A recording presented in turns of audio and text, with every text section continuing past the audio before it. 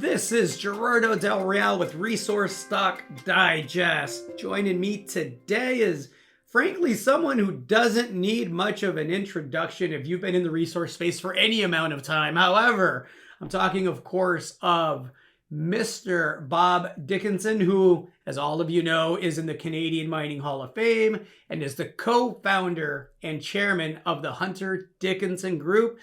He also oversees the team at Quartz Mountain. So a pleasure to have you on, Bob. I know we both chatted a bit off air about the excitement around Quartz Mountain in 2025 in general. How are you today, sir? Gerardo, thank you for the very overwhelming introduction. I appreciate that. It's been an exciting ride for sure here. And so thank you for that very warm welcome. I appreciate it. And I am very excited because the Quartz Mountain story, which we've just completed a $4.2 million financing on, which now allows us to be fully funded to start the attack on our first project.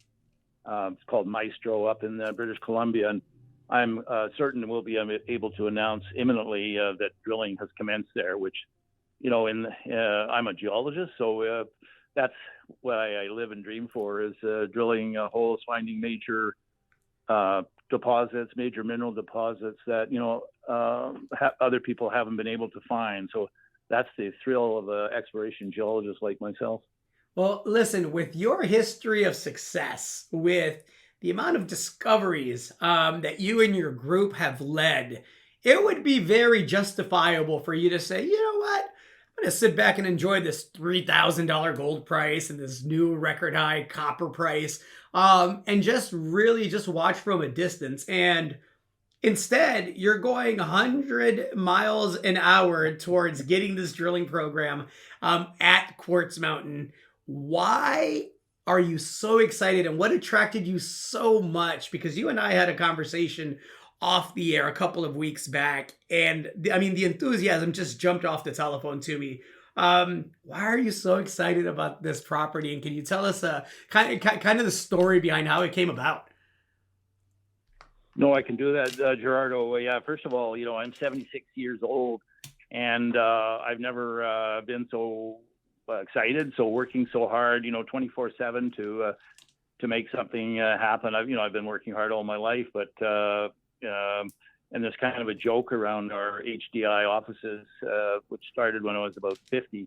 I think I talked to Ron Thiessen, my principal partner, and said, Ron, I think I'm going to retire. And, about every 3-4 years after that, I've been bringing that same thing up. And everyone now just looks at me and says, you're a serial mine-finding addict here. So I guess that's my lot in life. But, as I near the end of my career, I was, I'm the chairman of Northern Dynasty. I'm on the board of Taseko. I'm the executive chairman of a company called AMARC, which is exploring also in BC, and it's just made a huge discovery, a copper gold discovery in partnership with Freeport. So we're riding quite high here at HDI, pretty excited in all rounds, even with the sort of the downturns and the uncertainty in the market today, the last while. But we're excited about all of the things we're doing. And I think especially Quartz Mountain, because we're just commencing a project that has been crafted, a company, first of all, that's been crafted, Quartz Mountain. Myself and a strategic partner out of the Middle East have funded, I haven't got the exact number here, but it's in the $3 to $4 million range. And we took control of Quartz Mountain within the HDI group.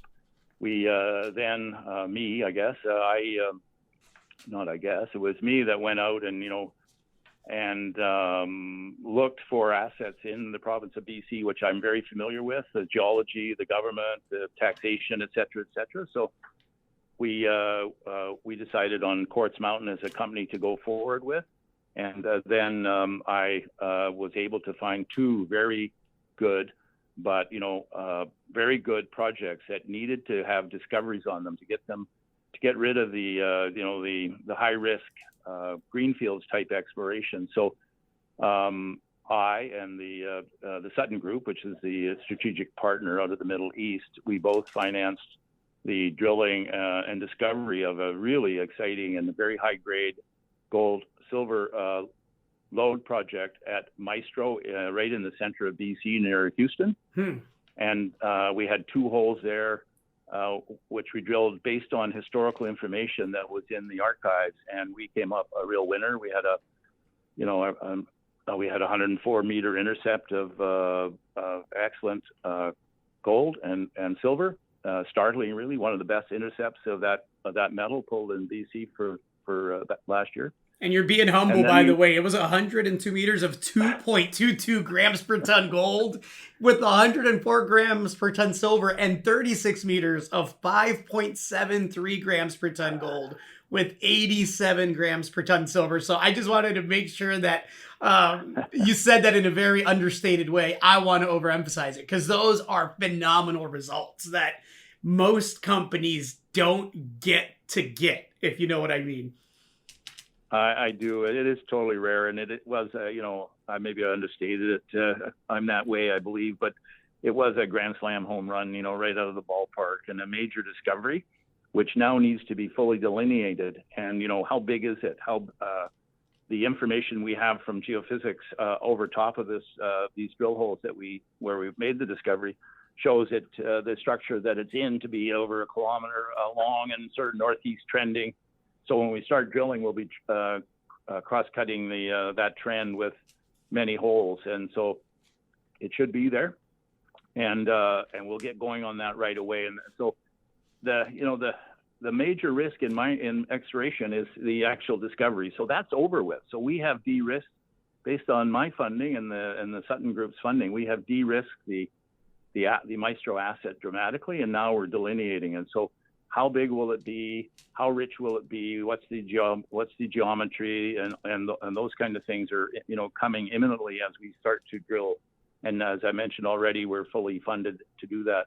Just to sort of complete the startup story, though, after we've drilled the 2 holes at Maestro and had this huge hit, we could have gone on, but we had another project called Jake, which was about 160 miles north of Maestro. And Jake is a totally different beast. It's a porphyry, copper, gold, molybdenum property, bulk tonnage. And this is the kind of asset that Hunter Dickinson and myself have had a lot of experience in finding in BC. They're called porphyry copper deposits, and they're really in demand by both the gold guys, the Newmonts of the world, the Anglo-Americans for their copper, the Newmonts for their gold. But it's really the most prized type of deposit in the world, really. But they also occur here in BC in a big way. So we have just found another one of those with our A-Mark company. And so we're on a roll here. But just to mention, historically, we also were involved in most of the porphyry copper gold discoveries in BC. So we know BC, and we can really operate here efficiently. I love when management has skin in the game, and I gotta say, when I look at Quartz and I see that you own over 50% of the shares, that's a whole lot of skin in the game, and aligns beautifully with newer shareholders in as it relates to them having the confidence that obviously the capital is being deployed in a way that maximizes potential value, right? Absolutely. This is serious. We are serious here. We're going to do everything we possibly can to make this a great success story. And, since we have all sort of insider trading rules and all that nowadays, which, I'm not people think I'm a big market player or something. I'm not. I like to invest heavily at the beginning of a saga. And, but, I'm generally with Ron Thiessen or my other partners, we're the sort of the last people out, because what we're trying to do here is, yes, find a major ore body, and a major one. We're not interested in anything small. We want really sizable, important, high-grade deposits.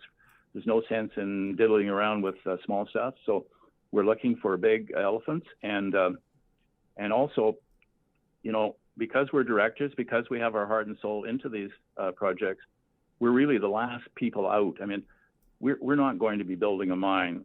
We are going to find a mine and make a mine, and then we're going to transact it. And our shareholders are going to get, a payment for the risk they've taken for us to go find, which we've already done, and in the months in time ahead, have a major transaction, get a payout.